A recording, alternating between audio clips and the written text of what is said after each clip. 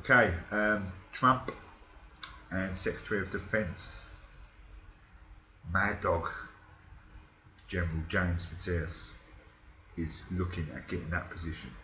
About time a veteran got in there. About bloody time, right? We started getting noticed for what we are. Now, anyone knows me, I fight a lot for veterans' rights. Some people don't agree with me, too right wing, whatever. Some people do. There you go. But in my heart, that's what I generally do. Now, why is this important? I want to compare something. This is a very valid point. Okay, let me read about the man himself, Mad Dog. Okay, but that's what his young Marines used to call him. Now, his service was from 1969 to 2013. Okay, he started the 1st Battalion 7th Marines and worked his way up to US Central Command. That's a lot of experience there. His battles, wars, Persian Gulf War, invasion of Afghanistan, invasion of Iraq, the first Fallujah, first Battle of Fallujah, second Battle of Fallujah. Okay, numerous awards. The man's a legend. All right, wrongly or rightly, these wars, right? The man's experience in defence. Let's put it that way. Okay, he's done numerous things. I saw a thing on Fox News, brilliant. He wrote to every soldier that died a handwritten letter to their family. Now imagine that was a lot of soldiers that died in America. Okay. Now, he also took 2.5 weeks going around visiting his families personally. The man cares for his nation. Not only defence, not only does he have the experience, he actually gives a shit. Right? People underestimate veterans. He's a prime example, right, of what we are capable of. Yes, he is a higher ranking officer, right? In the end, he worked himself way up. But look where he's at now. Don't underestimate. Right? What a man. And I am so happy for once that one of the leading countries in the world will have a defence secretary that actually knows about defence and has experience. Because no, he's not going to go on some war mad mission, all right, and try and take over the world. He's going to use his brain because he has experience in combat. Right, I can already see the backlash, all right, from this. Oh, he's going to be mad. He's an ex-Marine. He's going to go mad. He's going to go on some mad mission and blah blah. Shut up, right? He's basically qualified and experienced for the job. Like I said before, you would not want, right? Say you were having an operation, you wouldn't want someone who was a bricklayer doing that operation, would you? Oh, it's all right. He's been a bricklayer for 20 years, but today he's going to do your operation. Oh yeah, I don't mind that at all. No, of course you're going to bloody mind. Because he's not going to have the skills to be able to carry out that operation. As a surgeon, we'll not have the skills to be able to lay bricks. Let's start using our heads a bit, all right? And that's what Trump's done. Fair play to him. Now, who you have now, America? Ash Carter. Very clever man. No experience in the military. By the way, this is the second time a retired general since 1950 has got in this position. Since 1950.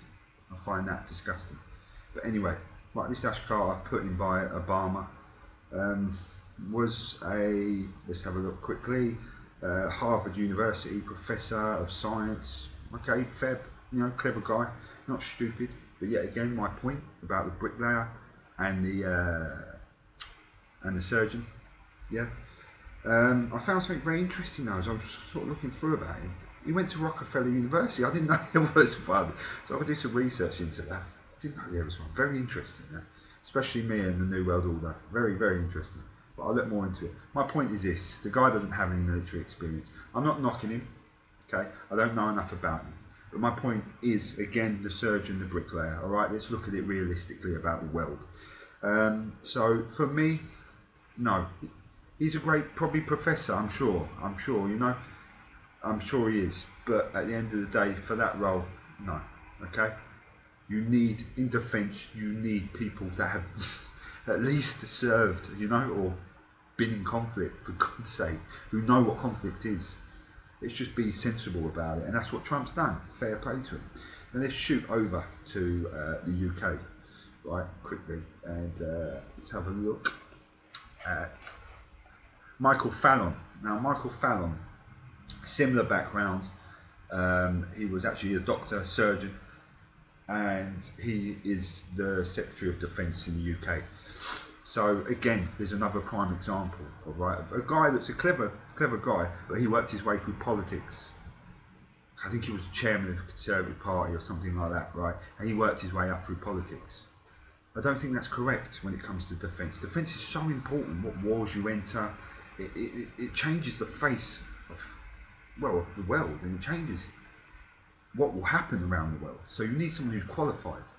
You know, but I can see the liberal aspect of it being, oh, these veterans are too hasty, they're going to start wars and start going mental. No, actually, let's look at it sensibly, right? To be, right, as a private in Afghanistan, me, okay, I've been to Afghanistan, Iraq, right?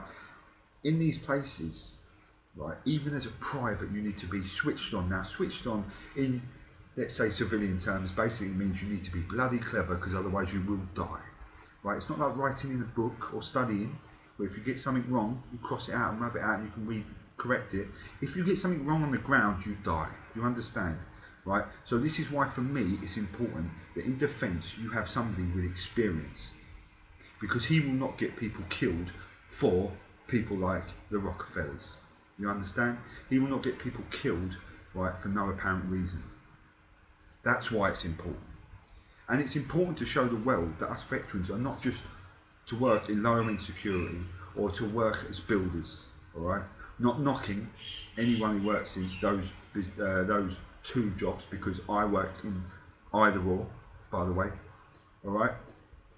It's to show the wider community that veterans have more skills, okay, and can give to the wider community so much. And this is what I've been going on about for ages. They started a program in the UK about teachers and having this teaching program where they brought in sort of veterans to teach people. And there is some aspects out there, don't get me wrong, there is. Again, it's from charities and so on, all right, that have sort of pushed the government to do this sort of thing. But there needs to be more of it, okay? There needs to be more for veterans' rights. Like I've said before in my other blogs, white, working class, patriot, veteran, you're bottom of the pile. You ain't getting nowhere. It's very difficult. And this why, for me, has been the best bit of common sense I've seen from a Western potential president, who's not in yet, all right, in years, basically. Thank you, Trump, for using your head quite easily and just using common sense. Common sense I've really taken for granted, because you know what, I might not be the most educated guy, but I have quite a lot of common sense. And you just can't study common sense. You've either got it or you haven't. And that's how simple it is. And luckily Trump seems to have common sense. And you've got to remember something. The man's got millions. He never really had to even do this. I truly am now starting to see that he actually generally cares for the people. And one thing that they haven't got him, money doesn't have him. You see the difference? Money hasn't got him by the bollocks. That's all I'm going to say. That's me. Well done, Trump. Nice one, America.